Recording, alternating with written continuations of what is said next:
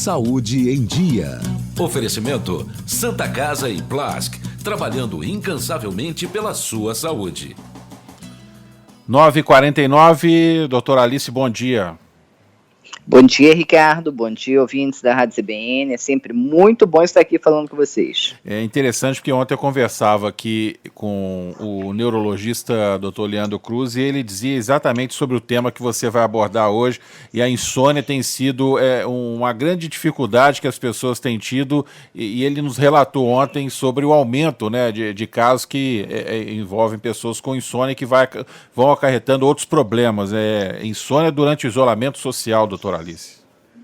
É verdade. Um estudo realizado pelo Hospital da Universidade de Shenzhen e pela Universidade de Huazhong, na China, mostrou que pelo menos 1 em cada 5 pessoas vem apresentando insônia nesse período de pandemia. É um número meio assustador, né, Ricardo?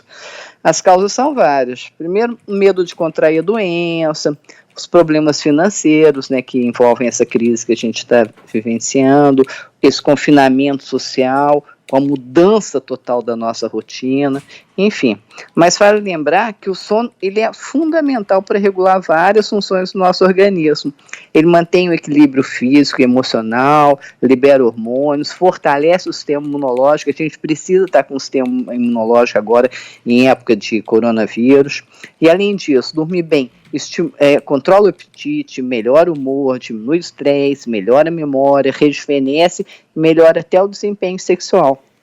Quando a gente não dorme bem, Ricardo, ocorre uma diminuição da leptina, que é o hormônio que suprime o apetite, e aumenta a grelina, que é o hormônio da fome, então dá um aumento de peso corporal.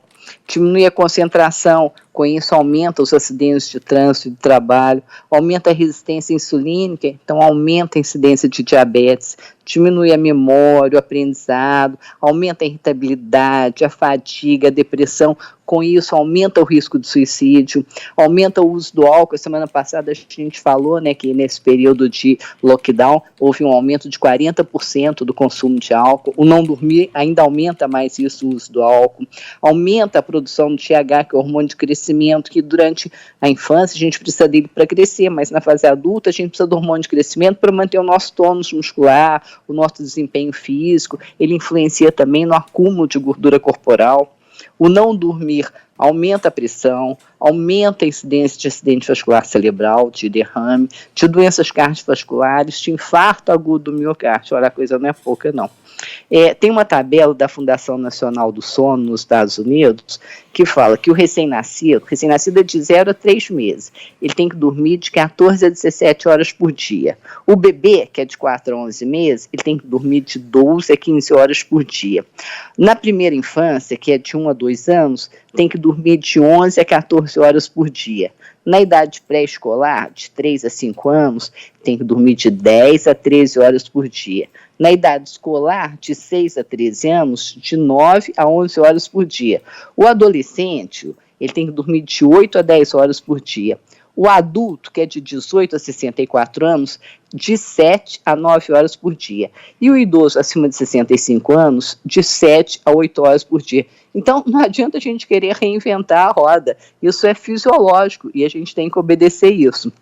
Vale ressaltar que o quarto de dormir, ele tem que lembrar a caverna dos nossos ancestrais. A gente tem que dormir no escuro aquele breu que se você aproximar a mão a 1 palmo de distância do nariz, você não consiga enxergar.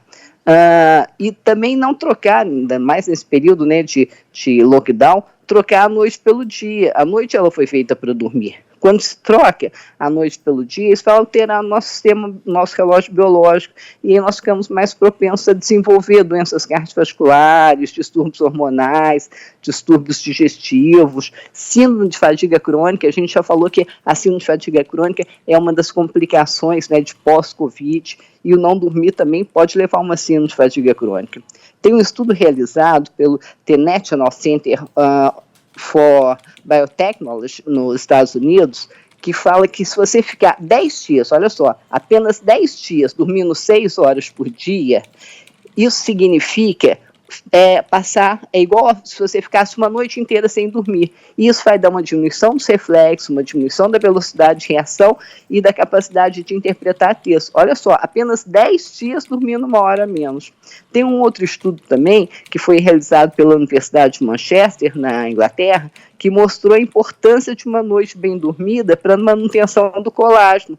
É o chamado sono da beleza, né? A noite mal dormida, ela aumenta o cortisol, que é o hormônio do estresse, e isso vai interferir na forma como a pele se recupera. Então, vai levar a um envelhecimento precoce, vai dar uma diminuição da elasticidade da pele, aumentando as linhas de expressão e as rugas. Nós temos os 3 pilares da saúde. É a alimentação saudável, é a atividade física regular, né? E um sono. O sono, ele é fundamental. Então, o que a gente tem que fazer? Bom, eu sugiro evitar assistir televisão, principalmente no final do dia, senão você não dorme. Nada de computador no final do dia e nada de ficar no celular à noite. Evitar refeições pesadas no final do dia, não comer muito tarde. O ideal é que a última refeição ela seja realizada até 2 horas antes de deitar. E evitar assim, alimentos ricos em cafeína, porque vão dar insônia também. Então, é um café, o chá preto, mate, os refrigerantes do grupo cola. E sabe aqueles problemas que você tem numa vida inteira, aquelas situações mal resolvidas? Se você não resolveu isso, meu amigo, até às 6 horas da tarde, não é depois das 6 que você vai resolver, deixa para o dia seguinte. Não adianta de noite a gente ficar tentando resolver problema que a gente não resolveu até então. Ainda mais aqui, sabe, se a gente tem um trauma de infância, você vai querer resolver aquilo de noite? Não. O horário de resolver problema é até às 6 da tarde. Passou das 6 da tarde, o que a gente tem que fazer é tentar relaxar para ter uma boa noite de sono. Então, o que a gente tem que fazer? Primeiro, criar uma rotina com horário de acordar, horário de comer, de fazer atividade física, de dormir. Acordou, levanta e tira o pijama, mesmo que você não vá sair de casa. Isso de ficar deitado de pijama o dia inteiro não é interessante. Na medida do possível, procurar tomar sol, preencher o tempo ocioso com alguma atividade prazerosa, pode ser ler, dançar, jardinagem, enfim. E a alimentação influencia aí também. Então, sugiro fazer uso de alimentos ricos em triptofano. O triptofano é um aminoácido que é precursor da serotonina. A serotonina é o hormônio da felicidade, do bem-estar, que é precursora da melatonina, que é o hormônio do sono e da juventude, um poderoso antioxidante. Então, onde que a gente vai achar triptofano? Nas nozes, na banana, nos peixes, na aveia, na coxa de peru. Alimentos ricos em vitamina B6, kiwi, azeite, banana também, atum, pimentão, cebola, cenoura. Alimentos ricos em magnésio, nozes, banana, alho, espinafre, arroz integral. Alimentos ricos em vitamina C, acerola, kiwi, laranja, limão e um chá. Ainda mais com essas noites frias que a gente está tendo, né, aqui em Juiz de Fora, um chá bem quentinho antes de deitar, eu acho ótimo. Então pode ser um chá de valeriana, camomila, passiflora, melissa, com certeza isso vai ajudar em muito a ter uma boa noite de sono. Eu conheço gente que dorme com TV ligada, por exemplo, que também deve prejudicar, né?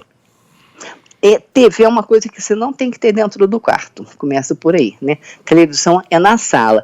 O quarto, o ideal, Ricardo, é que tenha só a sua cama de dormir, né? O ideal é que não tenha mais nada. Então, ou então tem a cama e o armário. Ele não pode ser muito cheio de coisa. Agora, televisão, no quarto de dormir, é nem pensar.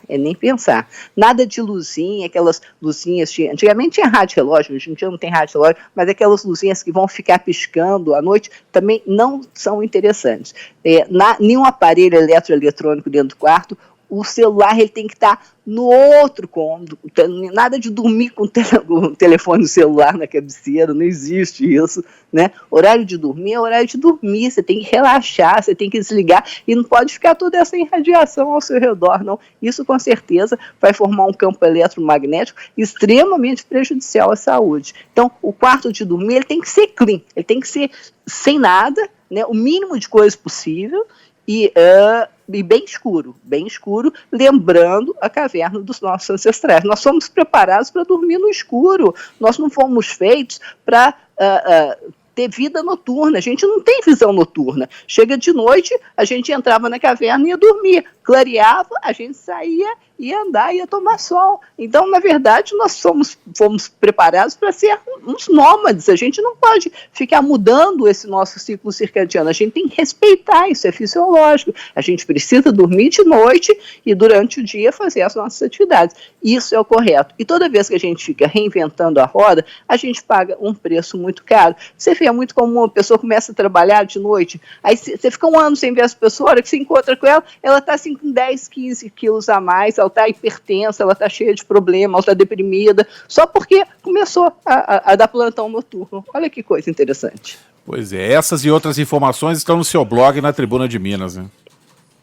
Nós temos um blog na Tribuna de Minas Online e que toda semana a gente coloca o assunto que a gente aborda aqui na rádio. Doutora Alice Amaral, obrigado mais uma vez. Boa semana para você e boa quarta-feira também.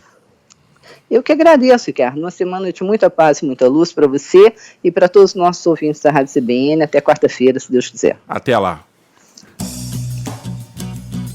Saúde em Dia.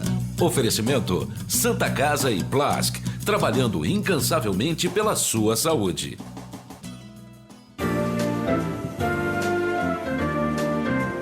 CBN Juiz de Fora.